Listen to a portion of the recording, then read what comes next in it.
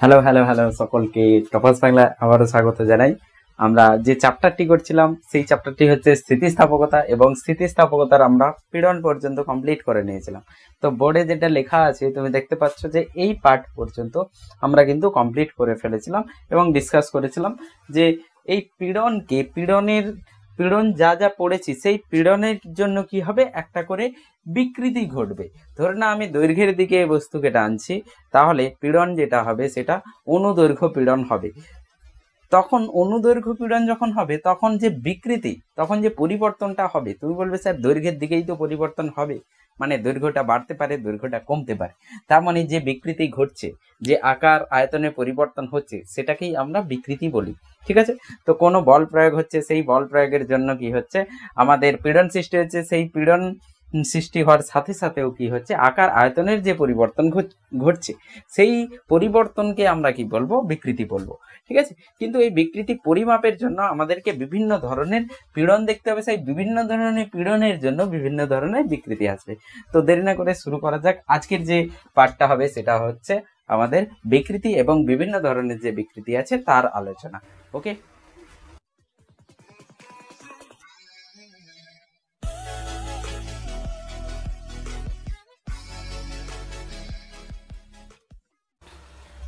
So এখানে পীড়ন লেখা আছে, পীড়নের জায়গায় আমি বিকৃতি লিখে ফেলবো। ঠিক আছে, তো তুমি পীড়ন, অভিলম্ব পীড়ন, তারপরে স্পর্শকীয় পীড়ন, তারপরে অভিলম্ব পীড়নের দুই ছেলে যেটা হচ্ছে অনুদৈর্ঘ্য পীড়ন, আয়তন পীড়ন, এই পাঠগুলো কিন্তু আমরা করে নিয়েছি। এবার আমি পীড়নের জায়গায় কি করব, কপি পেস্ট বিকৃতি লিখে ফেলবো।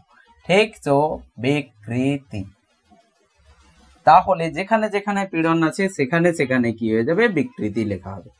তো বিকৃতি, ঠিক। সো অনুদৈর্ঘ্য বিকৃতি, এখানে যে বিকৃতি ঘটবে, সো অনুদৈর্ঘ্য বিকৃতি, তারপরে হচ্ছে কৃন্তন পীড়ন বা কৃন্তন বিকৃতি লিখবো। বিকৃতি, যেখানে যেখানে পীড়ন আছে সেই সব জায়গায় আমরা কি করে ফেলবো, বিকৃতি লিখে ফেলবো। ঠিক, সব। সো বিকৃতি, তার যে পরিমাপ হবে সেই পরিমাপগুলো আমাদের কি হয়ে যাবে, অভিলম্ব বিকৃতি, স্পর্শকীয় বিকৃতি, অনুদৈর্ঘ্য বিকৃতি, আয়তন বিকৃতি। এই যে বিকৃতিগুলো আছে এগুলো আমাকে কি দেবে, যে আমি যত বল প্রয়োগ করছি বাহ্যিক বল, সেই বাহ্যিক বলের কারণে এর যে বিকৃতি ঘটবে, সেই বিকৃতি একক প্রাথমিক যে আকার আকৃতি ছিল তার সাপেক্ষে কি হবে। ধরে নাও আমি দৈর্ঘ্য নিলাম, দৈর্ঘ্যের এই পেনটা হচ্ছে একটা রড, ধরে নাও এক মিটারের, মানে আমি একক দৈর্ঘ্য নিয়েছি। তো আমি যখন বল প্রয়োগ করব, সেই একক দৈর্ঘ্যতে যে বিকৃতি ঘটবে সেটাকে আমরা কি বলবো, যে পরিবর্তন হবে দৈর্ঘ্য, সেটা একক দৈর্ঘ্যতে কত পরিবর্তন হচ্ছে সেটাকে আমরা বিকৃতি বলবো। তার মানে বিকৃতি কি হচ্ছে, দৈর্ঘ্য পরিবর্তন, আমাদের আয়তন পরিবর্তন হতে পারে, সেই দৈর্ঘ্য পরিবর্তন, আয়তন পরিবর্তন প্রতি একক প্রাথমিক দৈর্ঘ্য আর প্রাথমিক আয়তনে কত হবে। ধরে নাও 10 মিটারে, আমি ধরলাম যে আমাদের 10 মিটার একটা রড ছিল, সেই 10 মিটারের রডকে আমি বল প্রয়োগ করে টেনেছি, তার জন্য কি হয়েছে, 50 সেন্টিমিটারের বিকৃতি ঘটেছে। 50 সেন্টিমিটারের বিকৃতি ঘটেছে। তাহলে তুমি বলবে, তাহলে স্যার 10 মিটারে যদি 50 সেন্টিমিটার হয়, তাহলে 1 মিটার মানে প্রতি একক দৈর্ঘ্যতে কত বিকৃতি ঘটবে। তাহলে তুমি কি করবে, 50 সেন্টিমিটার বাই 10 করে নিলে তুমি কি পেয়ে যাবে, যে প্রতি একক যে মিটার আছে সেই মিটারে হচ্ছে আমাদের 5 সেন্টিমিটার করে কিন্তু দৈর্ঘ্য বৃদ্ধি পাচ্ছে। তো সেটাকেই আমরা কি বলবো, বিকৃতি বলবো। আর এটা যেহেতু দৈর্ঘ্যের জন্য হচ্ছে, তো নামেই দেখতে পাচ্ছ অনুদৈর্ঘ্য, তো অনুদৈর্ঘ্য বিকৃতি ওটা হয়ে যাবে। তার মানে প্রতি একক দৈর্ঘ্য হলে প্রতি একক দৈর্ঘ্যতে কত বিকৃতি ঘটছে, আয়তন হলে প্রতি একক আয়তনে কত বিকৃতি, আয়তনের পরিবর্তন হচ্ছে, সেটাকে আমরা আয়তন বিকৃতি বলবো। তারপরে স্পর্শকীয় বিকৃতি আছে, সেটা আমরা আসবো। তো প্রথমে অভিলম্ব বিকৃতি দেখে নিই। তো অভিলম্ব বিকৃতি আমাদের কি হবে, অভিলম্ব বিকৃতিতে অনুদৈর্ঘ্য বিকৃতি আর আয়তন বিকৃতি আসবে। বিকৃতি অভিলম্ব বিকৃতি কার জন্য আসছে, অভিলম্ব পীড়নের জন্য আসছে। তার জন্য কি হচ্ছে, অনুদৈর্ঘ্য বিকৃতি আসছে অনুদৈর্ঘ্য পীড়নের জন্য, আর আয়তন বিকৃতি আসছে আয়তন পীড়নের জন্য। তো প্রথম পার্ট যেটা আমরা করব সেটা হচ্ছে অনুদৈর্ঘ্য পীড়ন। তো তোমরা দেখতে পাচ্ছ যে দৈর্ঘ্য বলছে, অনুদৈর্ঘ্য, তার মানে নিশ্চয়ই বিকৃতি যে ঘটেছে, বিকৃতি মানে কি, পরিবর্তন। তো যে পরিবর্তনটা ঘটেছে সেই পরিবর্তনটা দৈর্ঘ্যের পরিবর্তন হবে, সেই জন্য অনুদৈর্ঘ্য লিখেছে। দৈর্ঘ্যের পরিবর্তন হয়েছে বলেই অনুদৈর্ঘ্য বিকৃতি হয়েছে, আর সেটা অনুদৈর্ঘ্য পীড়নের জন্য হয়েছে। তাহলে আমি বলতে পারি যে বাহ্যিক বলের কারণে কোনো বস্তুর যদি মূলত দৈর্ঘ্যের বৃদ্ধি বা হ্রাস হয় তাহলে কি হবে, সেটাকে আমরা বিকৃতি বলবো। ঠিক আছে, সো মূলত দৈর্ঘ্যের বৃদ্ধি হতে পারে, হ্রাসও হতে পারে। মানে অনুদৈর্ঘ্যের মধ্যে আমি দুটো বলেছিলাম, একটা টানতে পারি, একটা আমি কম্প্রেস করতে পারি, সংনম্য করতে পারি। ঠিক আছে, মানে এভাবে টেনে বাড়াতেও পারি, একে ঠেলে কমাতেও পারি। সো দুটো কেস হতে পারে। তো যখন আমি টানছি তখন কি হচ্ছে, দৈর্ঘ্য বেড়ে যাবে। যখন আমি এভাবে পুশ করছি, কম্প্রেস করছি, সংনম্য করার চেষ্টা করছি, তখন কি হবে, আমার এর দৈর্ঘ্য কমতে থাকবে। ঠিক, সো অনুদৈর্ঘ্য বিকৃতি, আমি এখানে ছবি আঁকছি। ধরে নাও একটা রড আছে, সেই রডের মূলত দৈর্ঘ্য আছে। ঠিক, একটা পাতলা রড, তার দৈর্ঘ্য আছে, আমি মোটা করে এঁকেছি। সো এখানে প্রাথমিক দৈর্ঘ্য এল, একটা রড আছে, প্রাথমিক দৈর্ঘ্য এল, তাকে আমি বল প্রয়োগ করার ফলে কি হয়েছে, তার দৈর্ঘ্যের বৃদ্ধি হয়েছে, তার বিকৃতি ঘটেছে। বল প্রয়োগ করেছি, তার দৈর্ঘ্যের বৃদ্ধি হয়েছে, এভাবে। সো অন্তিম যে দৈর্ঘ্যটা হয়েছে সেটা হয়েছে এল ড্যাশ। তো তাহলে দৈর্ঘ্যের যে বৃদ্ধি হয়েছে সেই বৃদ্ধিটা কি হয়েছে, পরিবর্তন। সেই পরিবর্তনকে আমরা ডেল্টা এল লিখবো। ডেল্টা মানে পরিবর্তন, সো ডেল্টা মানে পরিবর্তন, ডেল্টা এল লিখবো। সো ডেল্টা এল হয়ে যাবে এল ড্যাশ মাইনাস এল, অন্তিম দৈর্ঘ্য মাইনাস প্রাথমিক দৈর্ঘ্য, যেটাকে তোমার বইতে ছোট এল লেখা আছে। ঠিক আছে, ছোট এল লেখার থেকে ডেল্টা এল লিখলে বেটার বোঝা যাবে, কারণ ডেল্টা মানে তুমি বুঝতে পেরেছো যে পরিবর্তন যতটুকু বেড়েছে, সেই জন্য আমি ডেল্টা এলই লিখবো। তোমাদের বইতে কিন্তু এল লেখা আছে। ঠিক, so delta L, L minus delta L লিখলে কোনো প্রবলেম হবে না। তুমি লিখে দেবে ডেল্টা এল হচ্ছে দৈর্ঘ্যের পরিবর্তন বা দৈর্ঘ্যের যে বৃদ্ধিটা হয়েছে। এবার আমাদের যে বিকৃতিটা হবে, সেই বিকৃতি হবে, যে অনুদৈর্ঘ্য বিকৃতি হবে, অনুদৈর্ঘ্য বিকৃতি, সেটার পরিমাপ করার জন্য কি হবে, দৈর্ঘ্যের পরিবর্তন, দৈর্ঘ্যের পরিবর্তন বাই প্রাথমিক দৈর্ঘ্য, প্রাথমিক দৈর্ঘ্য। তার মানে আমি এটা বলতে পারি অনুদৈর্ঘ্য বিকৃতি মানে হচ্ছে যে প্রাথমিক দৈর্ঘ্যতে, প্রতি একক দৈর্ঘ্যতে কত দৈর্ঘ্যের বৃদ্ধি হচ্ছে, প্রতি একক দৈর্ঘ্যতে কত দৈর্ঘ্য বৃদ্ধি হচ্ছে। আমি যেমন বলেছিলাম একটা রড নিয়েছি যেটা হচ্ছে 10 মিটারের, তাকে আমি টেনেছি 50 সেন্টিমিটার, বিকৃতি হয়েছে দৈর্ঘ্যের দিকে। তাহলে 1 মিটার যদি রড নিতাম তাহলে কি হতো, 50/10 আমি করে দিলে 10-এ 50 হচ্ছে, তাহলে 1 মিটারের রডে কত হবে, 50/10 মানে 5 সেন্টিমিটার। তো সেই একক দৈর্ঘ্যতে যে দৈর্ঘ্যের পরিবর্তন হবে সেটাকে আমরা অনুদৈর্ঘ্য বিকৃতি বলবো। তাহলে এটা হবে কত, L dash minus L by L, L dash minus L by L. তার মানে যে বিকৃতিটা হচ্ছে সেটা হচ্ছে দৈর্ঘ্যের পরিবর্তন, উপরে ডেল্টা এল, মানে উপরে ডেল্টা এল বলতে পারি, ডেল্টা এল বাই নিচে প্রাথমিক দৈর্ঘ্য। তোমাদের বইয়ের হিসেবে কি হবে, ডেল্টা এলটা ছোট এল লিখে নেয়, কিন্তু আমি ডেল্টা হিসেবেই লিখবো। সো ডেল্টা যেখানেই দেখবে তুমি বুঝতে পেরে যাবে যে দৈর্ঘ্যের পরিবর্তন। ঠিক আছে, না হলে ছোট এল দেখে তোমার কনফিউশন আসতে পারে। ডেল্টা মানে পরিবর্তন, তো আমি ডেল্টা এল লিখেই চলবো। সো অনুদৈর্ঘ্য বিকৃতি যেটা হবে সেটা আমাদের এটা হয়ে যাবে। ঠিক আছে, তো কেউ বলবে স্যার বিকৃতি তো ডেল্টা এল বাই এল হচ্ছে, ওপরেও মিটার আছে নিচেও মিটার আছে, এখানে একক যদি আমি দেখি ওপরেও মিটার এখানেও মিটার, তাহলে কি হবে, এরা এককহীন হয়ে যাবে। ঠিক আছে, এককহীন হয়ে যাবে, মাত্রাহীন হয়ে যাবে। তো বিকৃতি এককহীন আর হয়ে যাবে মাত্রাহীন। সো এককহীন ও মাত্রাহীন, এককহীন ও মাত্রাহীন দুটোই হয়ে যাবে, এর কোনো মাত্রা থাকবে না, এর কোনো একক থাকবে না। সো অনুদৈর্ঘ্য বিকৃতি এভাবে যদি হয় তাহলে আয়তন বিকৃতি কেমন হবে, তুমি বলবে স্যার আয়তন বিকৃতি হয়ে যাবে আয়তনের পরিবর্তন বাই প্রাথমিক আয়তন। সো আয়তন বিকৃতি,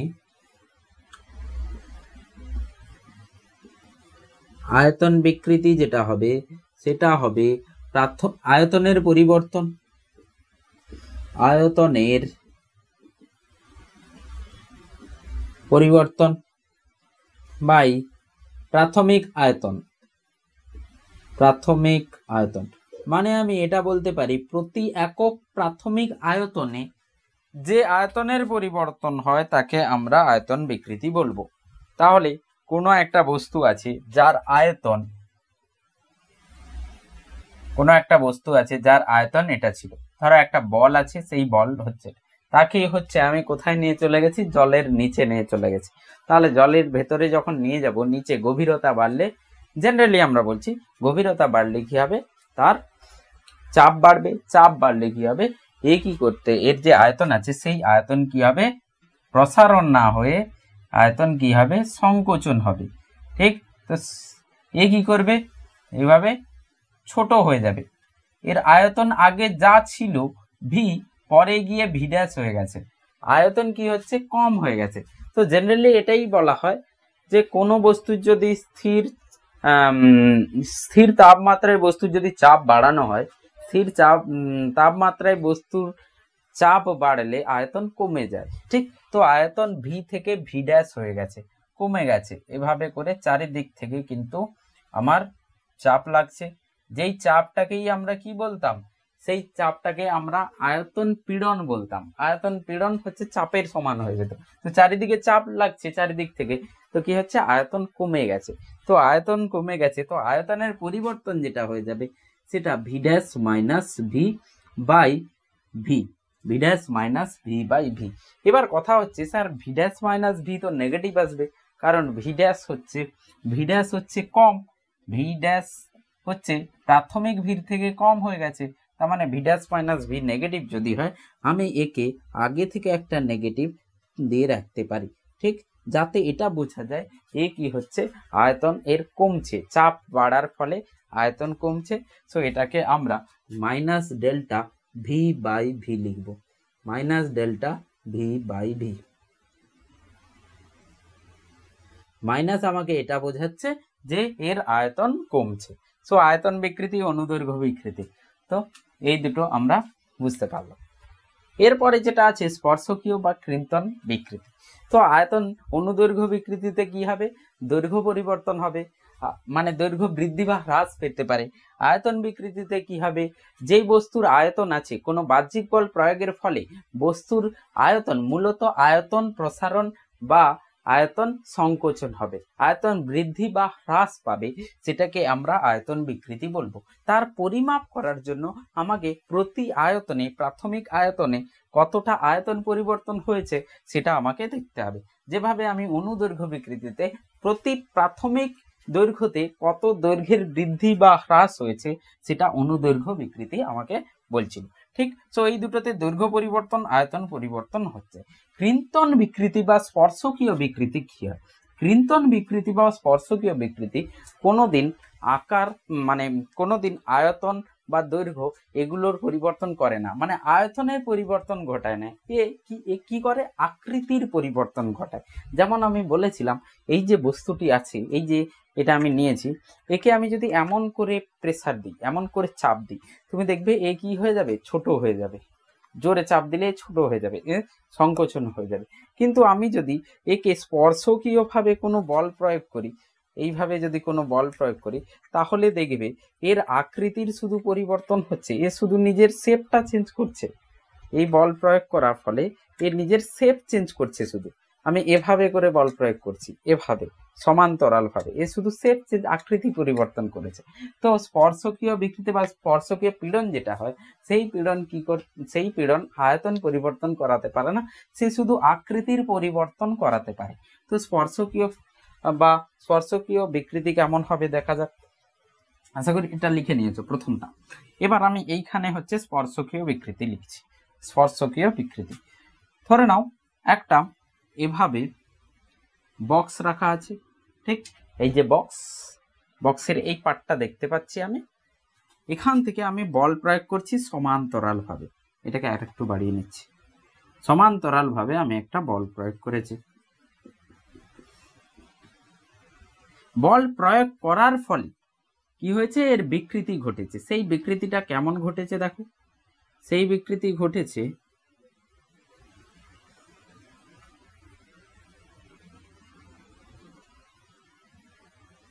এভাবে করে বেঁকে গেছে।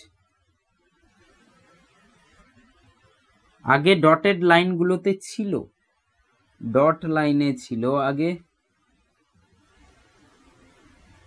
এইভাবে বিকৃতি ঘটে গেছে। এই দেখো, আগে এখানে ছিল, এদিকে ছিল, এরকম হয়ে গেছে, এরকম।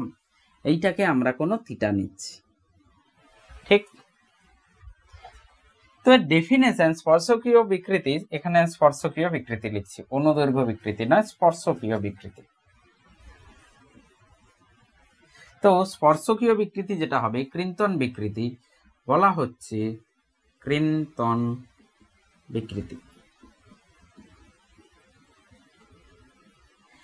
যে দুটি তল পরস্পর আছে, এই তল সমান্তরাল তল দুটো যে আছে, এই উপরের তল আর নিচের যে ভূমি আছে, এই তল এবি তল আর সিডি তল, এই দুটো তল পারস্পরিক কি হয়েছে, আপেক্ষিক একটা বেগ পেয়ে সরণ হয়ে গেছে। এবি অ্যান্ড সিডি, সিডির একটা সরণ হয়েছে এবির সাপেক্ষে। তো সেটা কতটা হয়েছে, সেটাকে আমরা কোনো ডেল্টা এক্স নিচ্ছি, সেটাকে আমরা কোনো ডেল্টা এক্স নিচ্ছি। So delta x. তো যে সরণ হয়েছে, আপেক্ষিক সরণ হয়েছে সিডির এবির সাপেক্ষে, সেটাকে আমরা ডেল্টা এক্স নিচ্ছি। তাহলে ক্রিন্তন পীড়ন হয়ে যায়, ক্রিন্তন বিকৃতি হয়ে যাবে দুটি সমান্তরাল তলের আপেক্ষিক সরণ, সমান্তরাল তলের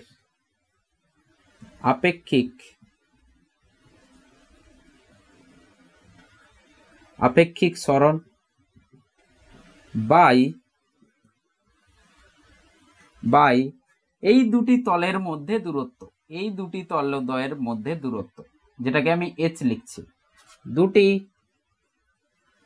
সমান্তরাল তলের দূরত্ব, সমান্তরাল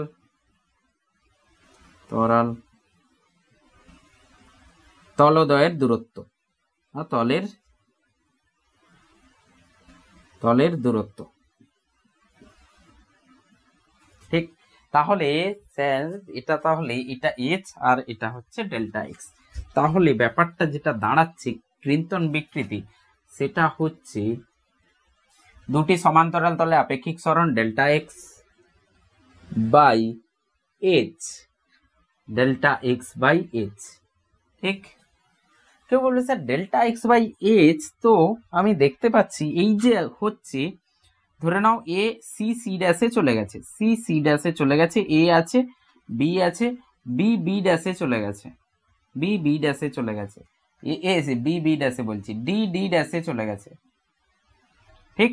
তাহলে সি আর সি ড্যাশকে দেখো, C C dash, C C dash আর এ একটা ত্রিভুজ হয়ে যাবে, সি সি ড্যাশ এ সমকোণী ত্রিভুজ, সমকোণী ত্রিভুজ।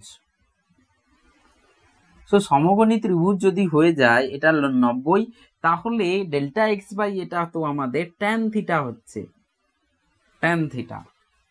এবার কথা হচ্ছে এই যে থিটা হয়, এই থিটা খুবই কম হয়। ধরুন একটা মোটা বই আছে, সেই বইকে তুমি বল প্রয়োগ করছে, বা একটা লোহার বাক্স আছে, সেই লোহার বাক্সকে তুমি সমান্তরাল ভাবে বল প্রয়োগ করছো, তো তার যে বিকৃতি হবে, স্পর্শকীয় বিকৃতি, তার যে এই বেঁকে যাওয়া ব্যাপারটা আছে, সেটা কিন্তু অনেক কম হবে, তুমি খালি চোখে বুঝতেও পারবে না যে কিছুটা বিকৃতি হয়েছে, কিন্তু পারমাণবিক স্তরে কি হয়েছে, ওর একটা বিকৃতি ঘটেছে। তার মানে আমি বলতে পারি এই যে থিটা মহাশয় আছে, এই থিটা খুবই নগণ্য, থিটা খুবই নগণ্য। তো থিটা হচ্ছে নগণ্য, খুবই ক্ষুদ্র, মানে থিটা ক্ষুদ্র। থিটা যদি ক্ষুদ্র হয়, থিটা যদি ক্ষুদ্র হয়, তাহলে ট্যান থিটা ইকুয়ালস টু, আমরা প্রায় ইকুয়ালস টু থিটা লিখতে পারি, যেটা হয়ে যাচ্ছে ডেল্টা এক্স বাই এইচ। তার মানে ট্যান থিটাটাই আমার ক্রিন্তন বিকৃতি হয়ে যাবে, যেখানে delta X by delta H আসবে। আর ট্যান থিটার থিটা যেটা হবে রেডিয়ানে থাকতে হবে, ট্যান থিটার থিটা রেডিয়ানে থাকতে হবে, রেডিয়ান। তো এটা হয়ে যাবে আমাদের বিকৃতি, তিনটে যে বিকৃতি আমাদের বইতে আলোচনা করা আছে সেটা, ঠিক আছে? তো বুঝতে পারলাম ডেল্টা এল বাই এল দৈর্ঘ্যের বিকৃতি, অনুদৈর্ঘ্য বিকৃতি। ডেল্টা ভি বাই ভি সেটা হচ্ছে আয়তন বিকৃতি। আর এখানে একটু আলাদা, ডেল্টা এক্স বাই এইচ যেটা হচ্ছে স্পর্শকীয় বিকৃতি, সেই delta X by H tan theta, থিটার সমান হয়ে যাচ্ছে, থিটা রেডিয়ানে থাকবে। ঠিক আছে, এবার আমরা একটু হুকস লতে চলে যাব। এই যে তুমি দেখো এই পার্টটা, এই যে ছকটা ধরে, এই ছকটা ধরেই কিন্তু সব করা হচ্ছে। প্রথমে আমি পীড়ন ডিসকাস করেছি, তারপরে বিকৃতি ডিসকাস করেছি, তারপরে এভাবে করে আসছে। তো এই ছকটা থাকছে কোনোভাবে। তো এবার আমি হুকস ল কি হয় সেটা দেখে নিই। হুকের সূত্র,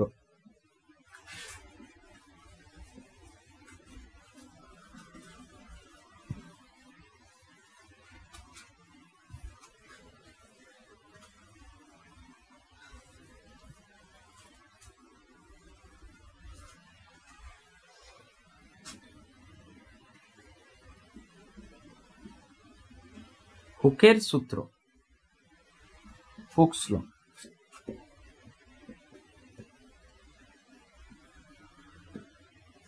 ঠিক, তো আমরা হুকের সূত্র পড়বো। সেই হুকের সূত্র পড়ার আগে আমাকে দুটো ডেফিনেশন জেনে নিতে হবে। এক হচ্ছে স্থিতিস্থাপক সীমা, স্থিতিস্থাপক সীমা, স্থিতিস্থাপক স্থিতিস্থাপক সীমা বলতে কি বুঝবো? স্থিতিস্থাপক সীমা বলছে যে বাহ্যিক বলের কোনো একটি নির্দিষ্ট সীমা পর্যন্ত যে কোনো বস্তু স্থিতিস্থাপক হয়। বাহ্যিক বলের একটা নির্দিষ্ট সীমা পর্যন্ত, ধরুন একটা বস্তুকে আমি হাজার নিউটন লাগাতে পারি, 1000 নিউটন সব থেকে সর্বোচ্চ বল প্রয়োগ করতে পারি। 1000-এর পরে আমি যদি প্রয়োগ করি তাহলে বস্তুর মধ্যে বিকৃতি থেকে যাবে। 1000-এর নিচে যদি, 1000 নিউটনের নিচে যদি কম যদি প্রয়োগ করা হয়, ধরে নাও 900 প্রয়োগ করা হয়, তাহলে বস্তু কি হবে? স্থিতিস্থাপক হবে। মানে এটা হচ্ছে বলের, বাহ্যিক বলের এমন একটি সীমা, যেই সীমার থেকে কম যদি আমি বল প্রয়োগ করি বস্তু পূর্ণ স্থিতিস্থাপক হবে। তার থেকে বেশি বল প্রয়োগ করলে বস্তু কি হবে? পুনরায় আগের আকারে ফিরে আসতে পারবে না, প্লাস্টিক ধর্মের দিকে এগিয়ে যাবে। তো বলের একটি সীমা, বাহ্যিক বলের এমন একটি সীমা, যেই সীমার থেকে আমি কম বল প্রয়োগ করলে বস্তু স্থিতিস্থাপক হয়। ঠিক আছে, সেটাকে বলা হয় স্থিতিস্থাপক সীমা। ঠিক, আর তার থেকে বেশি বল প্রয়োগ করলে বস্তু পুনরায় পূর্বের আকারে ফিরে আসতে পারে না বা স্থিতিস্থাপক হতে পারে না। ঠিক, তারপরে বলা হয় অসহভার। অসহভার মানে এমন কোনো বল প্রয়োগ করলাম আর অসহপীড়ন, অসহপীড়ন বস্তু আমি বল প্রয়োগ করেই যাচ্ছি। একটা দড়ি টাঙিয়ে দিয়েছো, সেই দড়ি টাঙিয়ে তুমি কি করছো? একটা ওজন লাগিয়ে দিয়েছো, 5 কেজির ওজন লাগিয়েছো, 5 কেজির নিচে আবার 5 কেজি লাগিয়ে দিলে, আবার 5 কেজি, এরকম করে 10 বার লাগিয়ে দিয়েছো, 50 কেজি। তো দেখা গেছে দড়িটি 50 কেজির পর ছিঁড়ে গেছে। তো অসহ ভার হচ্ছে বস্তুর সেই সর্বোচ্চ ভার, যেই ভারের পরে, যেই ভারে কি হচ্ছে বস্তু ছিঁড়ে যায় বা তার বস্তু ছিঁড়ে যায় বা ভেঙে যায়, তাকে আমরা অসহ ভার বলি। একটা চক নিয়েছো, চককে দুই পাশ থেকে ঠেলছো, এরকম করে বল প্রয়োগ করা হচ্ছে। তো এমন একটি বল হবে যেই বলের কারণে, সর্বোচ্চ বলের কারণে এই বস্তুটি, এই চকটি ভেঙে যাবে। তার মানে কোনো বস্তুর অসহ ভার হচ্ছে সেই সর্বোচ্চ ভার যেই ভরে কি হবে বস্তু ভেঙে যাবে বা ছিঁড়ে যাবে। আর তখন যে পীড়নের সৃষ্টি হবে প্রতিক্রিয়া হিসেবে, ও ভেতরে ভেতরে কি করছে? একটা প্রতিক্রিয়া সৃষ্টি হবে। সেই প্রতিক্রিয়া যে সৃষ্টি হবে সেটাকে আমরা কি বলবো? অসহ পীড়ন বলবো, যে প্রতিক্রিয়া সৃষ্টি হচ্ছে। চলো এবার আমরা হুকের সূত্রতে আসি। সো হুকের সূত্র কি? হুকের সূত্র বলছে যে কোনো বস্তু যদি স্থিতিস্থাপক সীমার মধ্যে আমি যদি বল প্রয়োগ করি কোনো বস্তুর ওপর, স্থিতিস্থাপক সীমার মধ্যে বস্তুর ওপর যে বিকৃতি হবে, যে কি বলে, যে পীড়ন হবে, সেই পীড়ন কি হবে? বিকৃতির সমানুপাতিক হবে। তো এবার আমরা হুকের সূত্রতে আসি। তো হুকের সূত্র কি বলছে? যে স্থিতিস্থাপক সীমার মধ্যে বস্তুর মধ্যে যে পীড়ন হবে সেই পীড়ন হচ্ছে বিকৃতির সমানুপাতিক হবে। তার মানে বস্তুর উপরে আমি যে বল প্রয়োগ করেছি সেই বল হচ্ছে স্থিতিস্থাপক সীমার মধ্যে আছে। ধরো এতে 100 নিউটন বল প্রয়োগ করলে 100 নিউটন হচ্ছে স্থিতিস্থাপক সীমা, আমি বল প্রয়োগ করেছি 80 নিউটন। তো এই যে 80 নিউটন করছি, 80 নিউটন বল প্রয়োগ করেছি, এখানে কিন্তু বিকৃতি আর পীড়ন যে হচ্ছে সেটা সমানুপাতিক হচ্ছে। তো বলছে স্থিতিস্থাপক সীমার মধ্যে, স্থিতিস্থাপক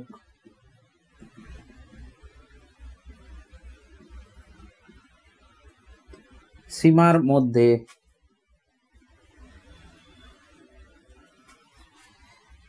পীড়ন বিকৃতির সমানুপাতিক, পীড়ন বিকৃতির সমানুপাতিক। তার মানে আমি যেভাবে পীড়ন বাড়াবো সেভাবে কি হবে, আমার বিকৃতি ঘটবে। ওকে, তাহলে পীড়ন হয়ে যাবে, এখানে লিখছি পীড়ন হয়ে যাবে পীড়ন সমানুপাতিক বিকৃতি, পীড়ন সমানুপাতিক বিকৃতি। তো এই সমানুপাতিক সরে গেলে একটা ধ্রুবক আসবে, সো পীড়ন সমান কোনো একটা ধ্রুবক ই আসবে, ই গুণিতক বিকৃতি। তো এই যে ই মহাশয় আছে, এর একটা নাম দেওয়া হয়েছে, একে বলা হয় স্থিতিস্থাপক গুণাঙ্ক, একে বলা হয় স্থিতিস্থাপক গুণাঙ্ক, মডুলাস অফ ইলাস্টিসিটি বা ইলাস্টিক মডুলাস। সো ই হচ্ছে স্থিতিস্থাপক গুণাঙ্ক, স্থিতিস্থাপক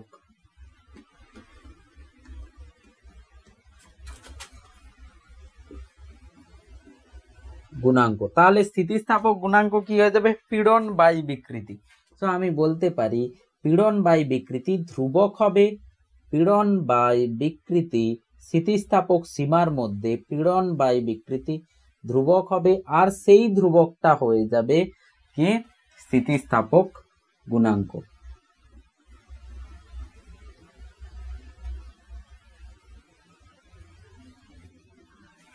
ঠিক এই পর্যন্ত দেখা যাচ্ছে। তো স্থিতিস্থাপক সীমার মধ্যে পীড়ন বিকৃতি সমানুপাতিক হয়, তো সমানুপাতিক সরালে একটা ধ্রুবক আসবে, সেই ধ্রুবকের নাম হচ্ছে স্থিতিস্থাপক গুণাঙ্ক, modulus of elasticity, elastic modulus, elastic modulus. ঠিক, তার মানে স্থিতিস্থাপক গুণাঙ্ক কি হচ্ছে, প্রতি একক বিকৃতিতে যে পীড়নের সৃষ্টি হবে সেটাকে আমরা কি বলবো, সেটাকে আমরা বলবো স্থিতিস্থাপক গুণাঙ্ক। তো স্থিতিস্থাপক গুণাঙ্ককে এইভাবেও লেখা যেতে পারে, স্থিতিস্থাপক গুণাঙ্ক হচ্ছে প্রতি একক বিকৃতিতে যে পীড়নের সৃষ্টি হয়, প্রতি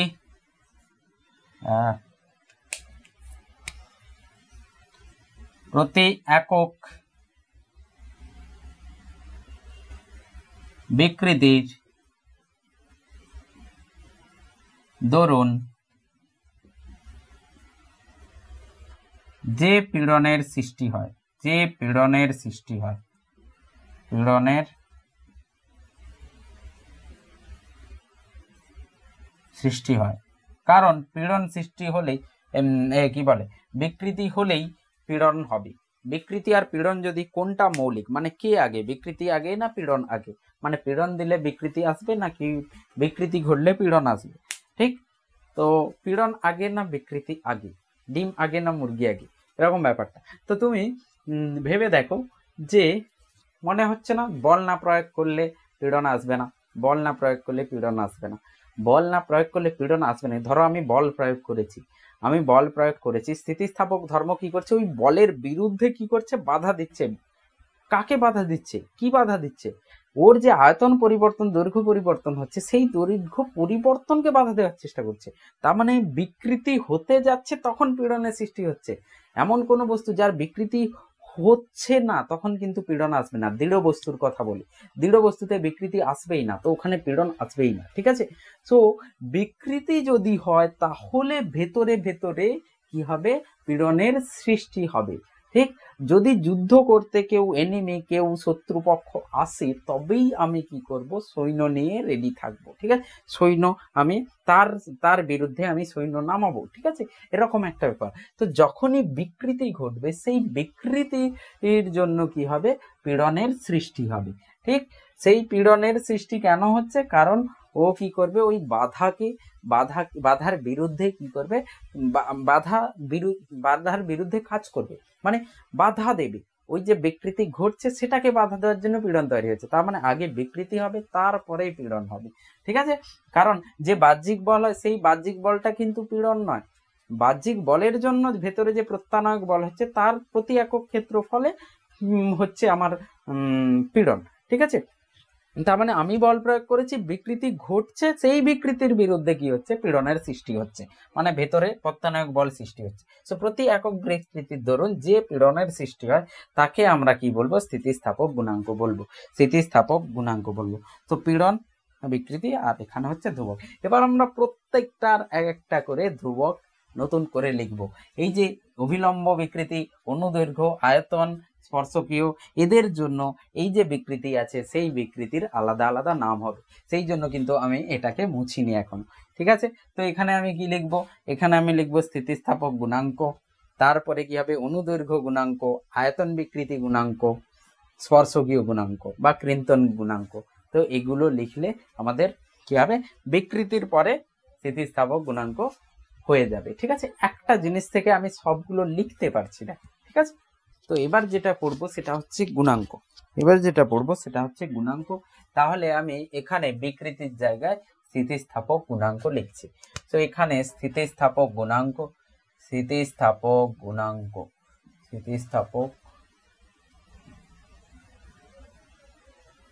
ঠিক।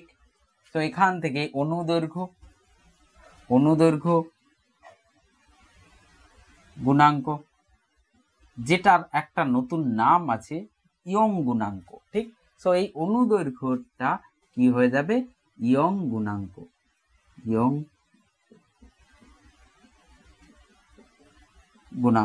ঠিক। আয়তন বিকৃতি গুণাঙ্ক,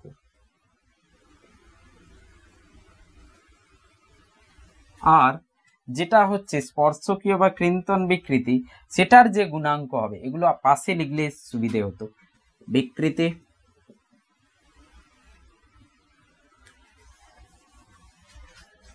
মানে এর পাশে লিখলে সুবিধে হতো। এখানে অনুদৈর্ঘ্য বিকৃতি লেখো, আয়তন বিকৃতি লেখো, অনুদৈর্ঘ্য বিকৃতি। একটু ওয়েট করো, ইঙ্ক ভরে নি।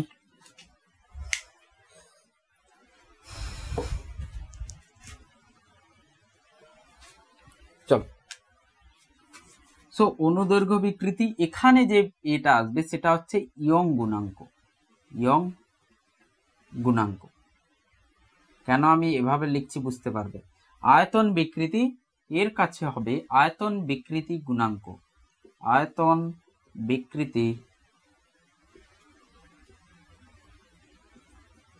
গুণাঙ্ক। এখানে যেটা হবে সেটা হচ্ছে দৃঢ়তা গুণাঙ্ক। কেন এভাবে লিখছি বুঝতে পারবে। আমরা জানি গুণাঙ্ক যেটা হয় সেটা পীড়ন আর বিকৃতির কি হচ্ছে, অনুপাত হচ্ছে। তো পীড়ন বিকৃতির অনুপাতকে আমরা কি বলি, গুণাঙ্ক বলবো, স্থিতিস্থাপক গুণাঙ্ক। বা আমি বললাম যে প্রতি একক বিকৃতির জন্য যে পীড়নের সৃষ্টি হচ্ছে, প্রতি একক বিকৃতিতে যে পীড়নের সৃষ্টি হয় সেটাকে আমরা কি বলবো, ধ্রুবক বলবো, স্থিতিস্থাপক গুণাঙ্ক বলবো। তো এখানে স্থিতিস্থাপক গুণাঙ্ক, তাহলে এই স্থিতিস্থাপক গুণাঙ্ক, অনুদৈর্ঘ্য বিকৃতির কাছে ইয়ং গুণাঙ্ক লিখেছি, আয়তন বিকৃতির কাছে আয়তন বিকৃতি গুণাঙ্ক, স্পর্শকীয় বিকৃতির কাছে দৃঢ়তা গুণাঙ্ক লিখেছি। এই জন্য লিখেছি কারণ ইয়ং গুণাঙ্ক যখন হবে, সেই ইয়ং গুণাঙ্ক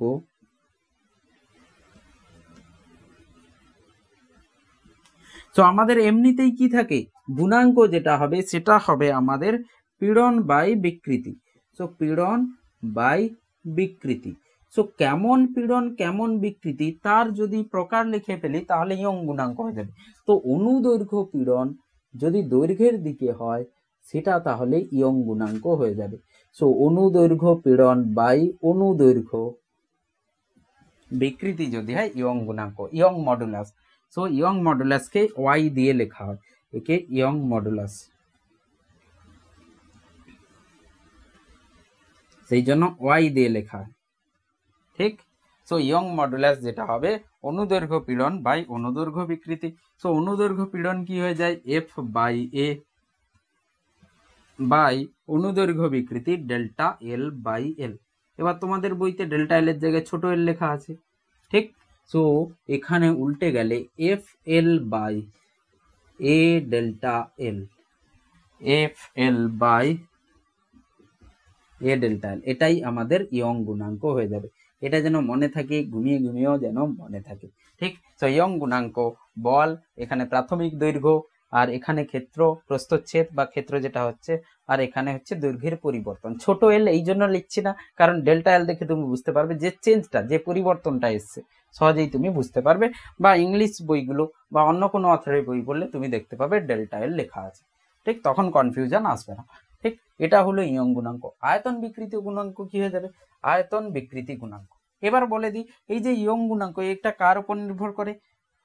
এটা হচ্ছে আমি কোন মেটেরিয়াল নিয়েছি, কোন ধাতু দিয়ে বানিয়েছি। ধরে নাও একটা পেন আছে, একটা লোহার পেন আছে, আর একটা হচ্ছে তামার আছে। সো দুটো যে ধাতু আছে, সেই ধাতুর ইয়ং গুণাঙ্ক কি হবে? ধ্রুবক হবে। মানে তামার জন্য আলাদা হবে আর লোহার জন্য আলাদা হবে। ঠিক আছে, মেটেরিয়াল প্রপার্টি এটা। এবার ইয়ং গুণাঙ্ক যদি হয়, তাহলে এর একক কি হবে দেখে নাও। ইয়ং গুণাঙ্কের একক কি হবে? সো এফ বাই এ, নিচে ডেল্টা এল বাই এল। বিকৃতির তো কোনো একক হয় না, এককহীন। তার মানে যেটা পীড়নের একক হয় সেটাই কি হয়ে যাবে? ইয়ং গুণাঙ্কের একক। তাহলে একক আমি যদি লিখি, সেই একক মানে যে কোনো বিকৃতি বলছি, যে কোনো গুণাঙ্কের যে একক হবে নিউটন পার মিটার স্কোয়ার হয়ে যাবে। একক হয়ে যাবে নিউটন পার মিটার স্কোয়ার। তাহলে মাত্রা কি হয়ে যাবে? যে কোনো গুণাঙ্কের, যে কোনো স্থিতিস্থাপক গুণাঙ্কের একক, স্থিতিস্থাপক গুণাঙ্ক যদি হয়ে যায়, স্থিতিস্থাপক গুণাঙ্ক, আর মাত্রা হয়ে যাবে নিউটন হচ্ছে M L T minus 2 by L square. মানে একটা এল কেটে গেল, তো আসবে M L minus 1 T minus 2, এটা হয়ে যাবে, এটা সমান, তো মাত্রা এটা। এবার আয়তন বিকৃতি গুণাঙ্ক। সো আয়তন বিকৃতি গুণাঙ্ক, এবার আমি মুছে ফেলছি। আয়তন বিকৃতি গুণাঙ্ক কি হয়ে যাবে? আয়তন পীড়ন বাই আয়তন বিকৃতি। সো আয়তন বিকৃতি গুণাঙ্ক। আবারই আমি লিখবো উপরে পীড়ন আর নিচে হচ্ছে বিকৃতি। সো যেটা হবে সেটা আয়তন হবে, আয়তন পীড়ন বাই আয়তন বিকৃতি, আয়তন পীড়ন বাই আয়তন বিকৃতি। সো আয়তন পীড়ন বাই আয়তন বিকৃতি আমি যদি লিখি তাহলে কি আসবে দেখ। সো আয়তন বিকৃতি গুণাঙ্ক আসবে, আয়তন পীড়ন সেটা তো চাপের সমান হয়ে যায়, আর আয়তন বিকৃতি minus delta V by V হয়ে যায়। তো হয়ে যাবে minus P V by delta V. ঠিক, মাইনাস এই জন্য লিখেছি সংনম্য হয়েছে। ঠিক আছে, সংনম্য। তোমাদের বইতে মাইনাস লেখা আছে, দেখবে একটা ছোট বক্স করে ইয়েলো বক্সের মধ্যে লেখা আছে। ঠিক আছে, হলুদ কালারের বক্সের মধ্যে। সো এটা হচ্ছে আয়তন বিকৃতি গুণাঙ্ক, যেটাকে বলা হয় বাল্ক মডুলাস, বাল্ক মডুলাস। তো বি দিয়ে লিখে তোমাদের বইতে একে জি দিয়ে লিখেছে, আই হোপ কে দিয়ে লিখেছে, কে দিয়ে লিখেছে তোমাদের বইতে। ঠিক, কে দিয়ে লিখেছে bulk modulus K. So K equals to এটা বাল্ক মডুলাস। চলো নেক্সট যেটা ছিল দৃঢ়তা গুণাঙ্ক। সো 1 নম্বর, 2 নম্বর, 3 নম্বর হচ্ছে দৃঢ়তা গুণাঙ্ক। 3 নম্বর দৃঢ়তা গুণাঙ্ক।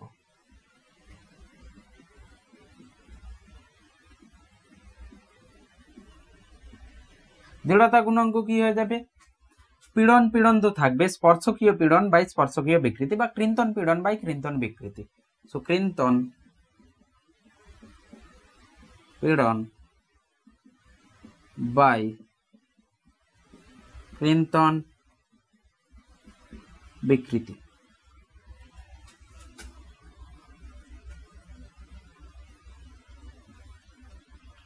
ঠিক, সো কৃন্তন পীড়ন কি হয়ে যাবে? কৃন্তন পীড়ন আমাদের হয়ে যায় এফ বাই এ যেমন থাকে, মানে এফ প্যারালাল হয়ে যায়, সমান্তরাল এফটা হয়। ঠিক আছে, যেটা সমান্তরাল হয় সেটা, আর এখানে যে এফ আছে সেটা এফ লম্ব বল, যেটা সেটা হয় অনুদৈর্ঘ্য পীড়ন, লম্ব বল হয়। কৃন্তন পীড়ন হয়ে যাবে, আমরা লিখেছিলাম ডেল্টা এক্স বাই এইচ, এটা লিখেছিলাম। তাহলে এফ সমান্তরাল H by A delta X, যেটাকে আমরা নিচেরটাকে থিটাও লিখে ফেলতে পারি। মানে এর আলাদা একটা format, F by A theta, F parallel by A theta. সেটাও লিখতে পারি, বিভিন্ন ফরম্যাট আছে। তো এটা সো তিনটে জিনিস আমরা লিখে ফেললাম, ঠিক, আয়তন বিকৃতি গুণাঙ্ক, দৃঢ়তা গুণাঙ্ক, ইয়ং গুণাঙ্ক। এবার আয়তন বিকৃতি গুণাঙ্কর উল্টো যেটা হয় সংনম্যতা হয়ে যায়, কম্প্রেসিবিলিটি। আয়তন বিকৃতির উল্টো 1/k যেটা হয় সেটা সংনম্যতা বলা হয়।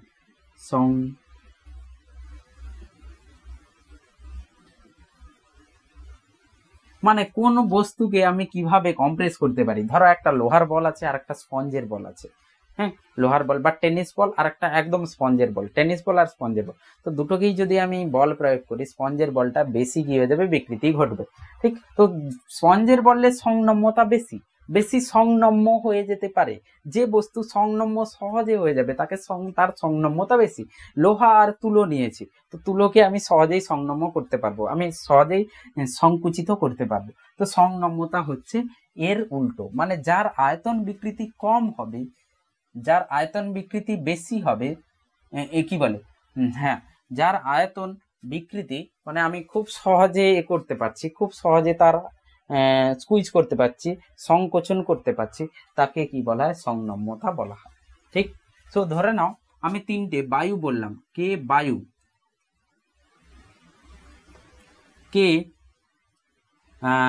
কঠিন বা কে তরল, তরল, কঠিন গ্যাস, কঠিন আর গ্যাস, ঠিক। তরল, কঠিন পদার্থ আর গ্যাস পদার্থ কাকে সহজে সংনম্য করতে পারি আমরা, কাকে সহজে সংকুচিত করতে পারি? তো দেখে নাও, কঠিন পদার্থকে আমরা সহজে সংনম্য করতে পারি না, সহজে সংকোচন করতে পারি না। আমরা গ্যাসকে সংনম্য করে লিকুইড বানিয়ে ফেলতে পারি।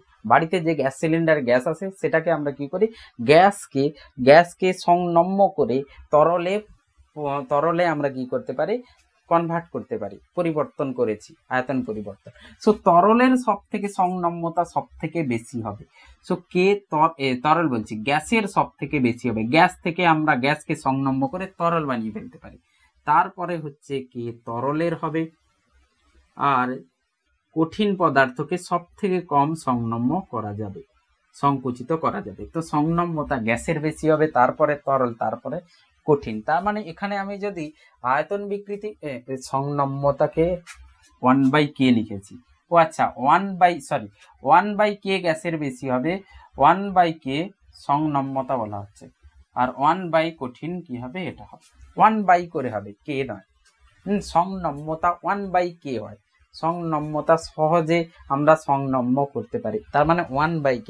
তাহলে উল্টে ফেললে দেখবে এটা আসবে, উল্টে ফেলি যদি, তাহলে কে হয়ে যাবে আয়তন বিকৃতি গুণাঙ্ক কঠিনের সব থেকে বেশি হবে, কঠিনের সব থেকে বেশি, তারপরে হচ্ছে তরল, তারপরে হচ্ছে গ্যাস, আয়তন বিকৃতি গুণাঙ্ক এটা হবে, ঠিক। তো 1/k করে হবে, এখানে উল্টো আমি লিখব 1/k করে হবে।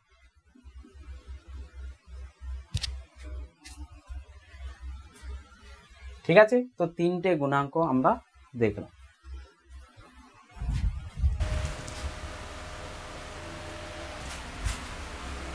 ঠিক, তো এবার আমরা পুরো যা কিছুই পড়েছি প্রথম থেকে সেইটা দেখো, একবার আমি লিখে ফেলছি, দেখো।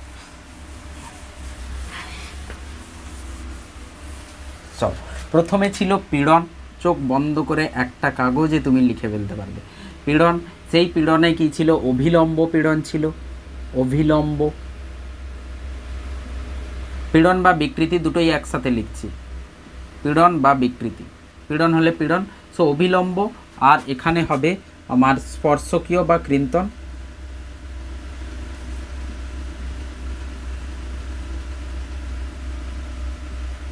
স্পর্শকীয় বা কৃন্তন। তো পীড়ন হতে পারে, বিকৃতি হতে পারে, ঠিক আছে। পীড়ন হলে পীড়ন লিখবো, বিকৃতি হলে বিকৃতি লিখবো, ঠিক। তারপরে এখানে এসেছিল আমার অনুদৈর্ঘ্য,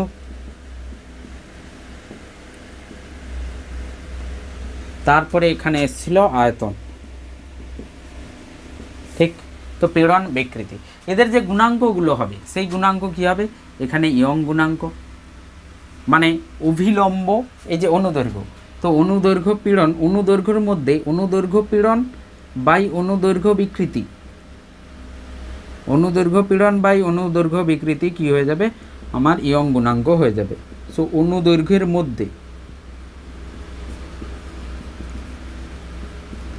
ঠিক এভাবে যেন তাড়াতাড়ি করে লিখতে পারো। আর আয়তন কি হয়ে যাবে, আয়তন পীড়ন বাই আয়তন বিকৃতি। তো যেটা আমাদের কি হয়ে যাবে, আয়তন বিকৃতি গুণাঙ্ক। সো আয়তন বিকৃতি গুণাঙ্ক এখান থেকে কে এসেছিল, 1/k এসেছিল সংনম্যতা। তো এটা এসেছিল কে হচ্ছিল আয়তন বিকৃতি গুণাঙ্ক, ইয়ং গুণাঙ্ক হচ্ছিল FL/A ডেল্টা L, এটা ছিল। এখানে কে যেটা আসছিল সেটা হচ্ছে পীড়ন হচ্ছে P আর মাইনাস ডেল্টা V/V, তার মানে এসেছিল এটা। সংনম্যতা যখন বের করা হয়েছে, সংনম্যতা, তাহলে সেটা কি হয়ে গেছে, মাইনাস ডেল্টা V/PV হয়ে গেছে। ঠিক, এবার দেখেছি সংনম্যতা কাকে সংনম্য বেশি করা যায়, তরলকে সংনম্য বেশি করা যায়। সো 1/k তরল, 1/k তরল বলছি, গ্যাসকে সব থেকে বেশি করা যায়। তো গ্যাসকে সংনম্য বেশি করা যায়, গ্যাস। তারপরে হচ্ছে 1/k তরল আর তারপরে হচ্ছে 1/k কঠিন। তার মানে কঠিন পদার্থের আয়তন বিকৃতি গুণাঙ্ক সব থেকে বেশি হবে, কঠিনের আয়তন বিকৃতি গুণাঙ্ক সব থেকে বেশি। তারপরে তরলের, তারপরে সব থেকে কম আয়তন বিকৃতি গুণাঙ্ক হচ্ছে গ্যাসের, মানে গ্যাসকে সহজে সংনম্য করতে পারি। স্পর্শকীয়তে কি এসছে, স্পর্শকীয়তে যে গুণাঙ্ক এসছে সেই গুণাঙ্ককে n দিয়ে লেখা হয়, স্পর্শকীয় গুণাঙ্ক। ঠিক, দৃঢ়তা গুণাঙ্ক যেটা হয় n দিয়ে লেখা হয়, দৃঢ়তা গুণাঙ্ক, সেটা হয়ে গেছিল F সমান্তরাল বাই A বাই থিটা, যেটাকে আমরা F সমান্তরাল বাই A আর থিটা হয়ে গেছিলো ডেল্টা x/h, ওপরে চলে যাবে। তো এই পুরো কাহিনী হচ্ছে এটাতে আছে, পুরো কাহিনী, পুরো স্টোরি এটাতে আছে। কেউ যদি এটা রোজ একবার করে দেখে নেয়, পুরো চ্যাপ্টারে তুমি একটা পেয়ে যাবে, একটা ওভারভিউ পেয়ে যাবে, তুমি ব্রিফ পেয়ে যাবে। এটা চলো, এটা যেন মনে থাকে।